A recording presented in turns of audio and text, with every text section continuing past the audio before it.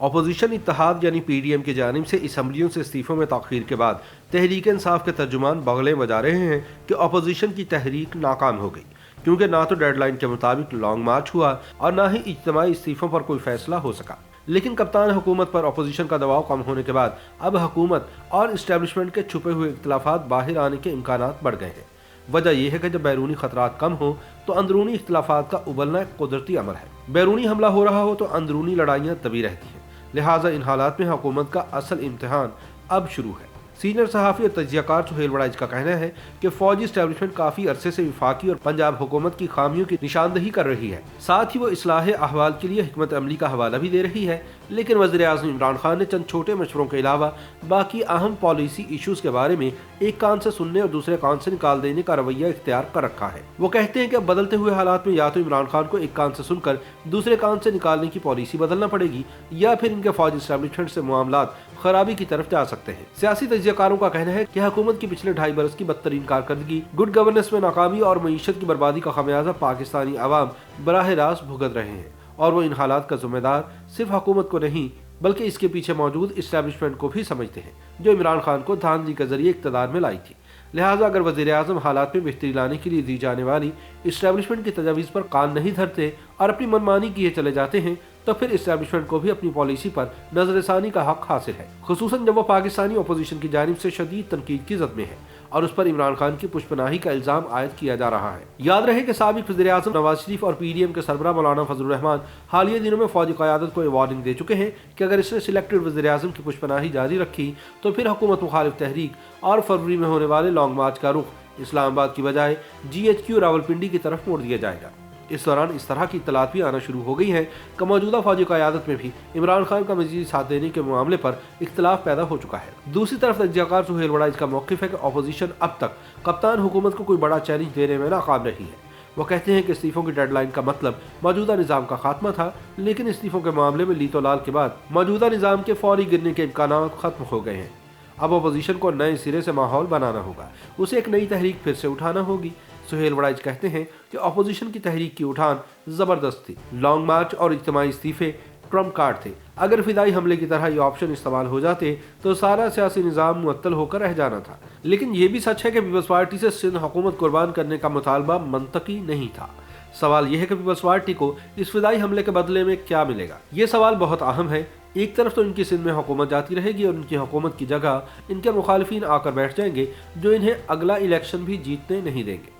اس لیے Peoples party استعفوں کا option اس وقت تک استعمال نہیں کرے گی جب تک اسے یقین نہ ہو جائے کہ ان کے استعفوں سے سارا سیاسی ڈھانچہ مفلوج ہو جائے گا اور اس کے بعد ضمنی انتخابات نہیں بلکہ ہر صورت عام انتخابات ہی ہوں گے۔ سہیل وڑائچ کے مطابق لانگ مارچ کی حکمت عملی میں اہم ترین وہ فضا ہوتی ہے جس میں مارچ کیا جاتا ہے، لیکن باوجود کوشش کے حکومت مخالف تحریک کے پہلے مرحلے میں وہ فضا نہیں بنی کہ ٹوٹی جوتی اور پھٹے کپڑوں والے سر پر کفن باندھ کر نکلیں اور اسلام آباد یا راولپنڈی جا کر آر یا پار کر کے آئیں۔ ان کے خیال میں ایسی صورتحال بنانے کے لیے جس طرح کی گرما گرمی کی ضرورت ہے وہ ابھی پیدا نہیں ہو سکی۔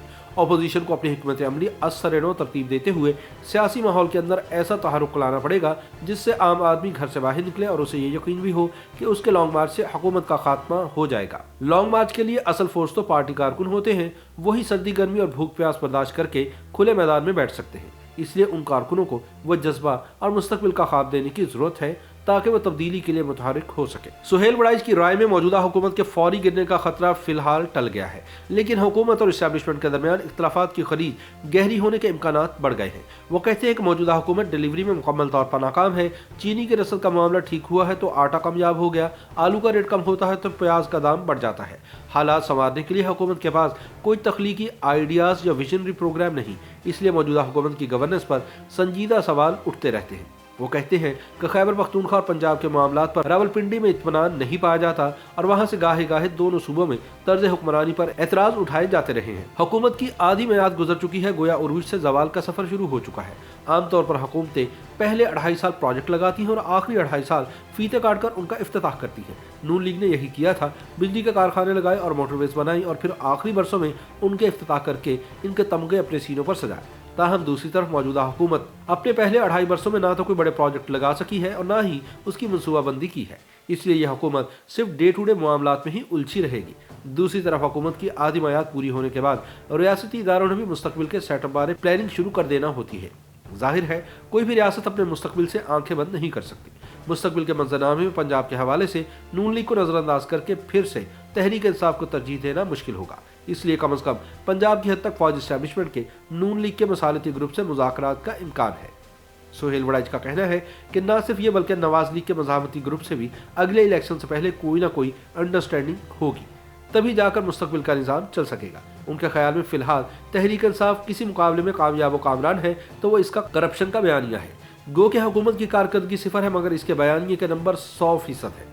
नून लीग, पीपल्स पार्टी और सारी अपोजिशन मिलकर भी अपने ऊपर लगने वाले करप्शन के इल्जामात और अदालती फैसलों के दावों को धोने में कामयाब नहीं हो सकी और ना ही अपोजिशन हुकूमत के खिलाफ कोई ऐसा नया बयानिया खड़ा कर सकी है जो मौजूदा हुकूमत को लर्जा दे। सुहेल वड़ाइच कहते हैं कि अपोजिशन को समझ लेना चाहिए कि सबसे पहले उन्हें ऐसा बयानिया तरतीब देना होगा जो हुकूमत को बैकफुट पर डाल दे, और वह चाहे ना अहली का बयानिया हो या मुआशी अबतरी का।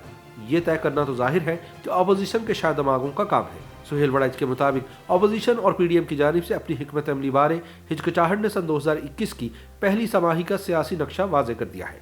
अब यूँ लगता है कि सेनेट के इंतखाबात होंगे, सियासी खींचातानी भी जारी रहेगी और निज़ाम भी चलता रहेगा। अलबत्ता अब तब्दीली की सारी उम्मीदें उस करवट पर हैं जो मुमकिन तौर पर हुकूमत और इस्टेब्लिशमेंट के ताल्लुकात में आएगी। हुकूमत ने समझदारी से काम लिया, लचक दिखाई तो शायद वो मरहला ना आए, लेकिन अगर हुकूमत अकड़ी रही तो इसके टूटने का इम्कान बढ़ जाएगा।